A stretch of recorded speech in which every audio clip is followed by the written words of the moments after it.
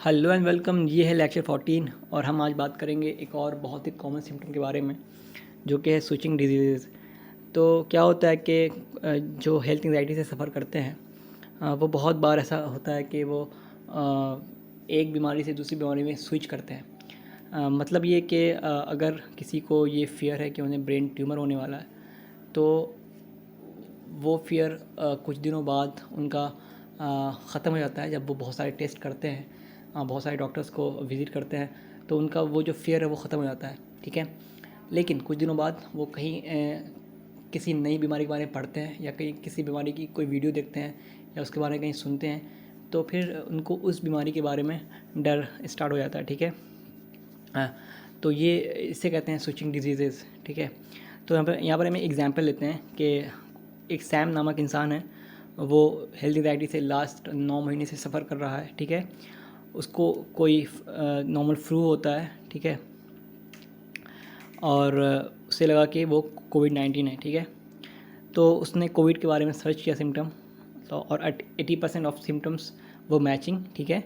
तो फिर वो टेस्ट करने गया और टेस्ट नेगेटिव आया। देन घर आकर ही वॉज फाइन, ठीक है।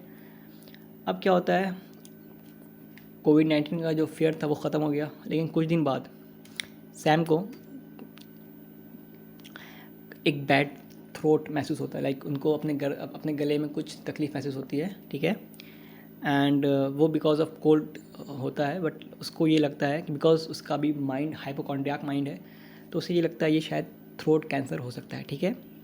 तो फिर वो मल्टीपल टेस्ट करवाता है एंड बार बार डॉक्टर्स को विज़िट करता है, ठीक है। और 2 हफ्ते बाद उसको ये यकीन हो जाता है कि उसको ये बीमारी नहीं है। और फिर कुछ दिन बाद उसके पेट में दर्द होता है और फिर से ये लगता है कि उसको स्टमक अल्सर हो गया, ठीक है। फिर से वापस से 5-6 रिपोर्ट्स वो 5-6 टेस्ट करवाता है और उसके रिपोर्ट्स नॉर्मल आते हैं। फिर उसका वो जो स्टमक अल्सर का डर था वो ख़त्म हो जाता है। उसके बाद ऐसे ही चीज़ें चलती रहती हैं, जहाँ पर हल्की सी तकलीफ़ महसूस होती है उसको, वो बार बार उसको ये लगता है कि उसको कोई बहुत बड़ी बीमारी हो चुकी है, ठीक है।